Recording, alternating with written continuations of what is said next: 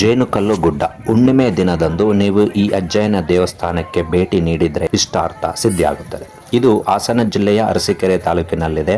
1101 ಮೆಟ್ಟಿಲುಗಳನ್ನು ಹತ್ತಿ ಸಿದ್ದೇಶ್ವರನ ಎರಡೂ ಪಾದಗಳ ಗುರುತಿನ ದರ್ಶನ ಪಡೆಯಬಹುದು. ಒಂದು ದಂತಕಥೆಯ ಪ್ರಕಾರ ಒಮ್ಮೆ ಒಬ್ಬ ಸನ್ಯಾಸಿಯು ಹಾದು ಹೋಗುತ್ತಿದ್ದಾಗ ಓರ್ವ ಮಹಿಳೆಯು ತನ್ನ ಮಗುವನ್ನು ಕಳೆದುಕೊಂಡು ದುಃಖಿಸುತ್ತಿರುತ್ತಾಳೆ. ಆಕೆಯ ಮಗುವಿನ ಸಾವಿನ ಕಾರಣ ತಿಳಿದಾಗ ಗ್ರಾಮಸ್ಥರು ಎದುರಿಸುತ್ತಿರುವ ಆರೋಗ್ಯದ ಸಮಸ್ಯೆಯ ಬಗ್ಗೆ ತಿಳಿಯುತ್ತದೆ. ಅದನ್ನು ತೊಡೆದು ಹಾಕಲು ಸನ್ಯಾಸಿಯು ಸಿದ್ದೇಶ್ವರನನ್ನು ಕುರಿತು ತಪಸ್ಸು ಮಾಡಿ ಜೇನುಕಲ್ಲು ಸಿದ್ದೇಶ್ವರನನ್ನು ಮೆಚ್ಚಿಸಲು ಸಾಧ್ಯವಾಗುತ್ತದೆ. ಆ ಊರಿನಲ್ಲಿರುವ ಆರೋಗ್ಯದ ಸಮಸ್ಯೆಗಳನ್ನು ತೊಡೆದು ಹಾಕುವ ವರವನ್ನು ಕೇಳುತ್ತಾರೆ.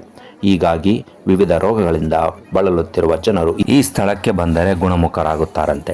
ಹಿಂದೆ ಎತ್ತರವಾದ ಬೆಟ್ಟದಲ್ಲಿ ಶ್ರೀಯವರ ಸನ್ನಿಧಾನದ ಪಕ್ಕದಲ್ಲಿ ಜೇನುಗೂಡು ಸದಾ ಕಾಲ ಕಟ್ಟಿರುವುದರಿಂದ ಈ ಕ್ಷೇತ್ರಕ್ಕೆ ಜೇನುಕಲ್ ಸಿದ್ದೇಶ್ವರ ಸ್ವಾಮಿ ಕ್ಷೇತ್ರವೆಂದು ಹೆಸರು ಬಂದಿತು. ಒಂದು ಬಾರಿ ನೀವು ದರ್ಶನ ಮಾಡಿ ಬರಬಹುದು. ಧನ್ಯವಾದಗಳೊಂದಿಗೆ.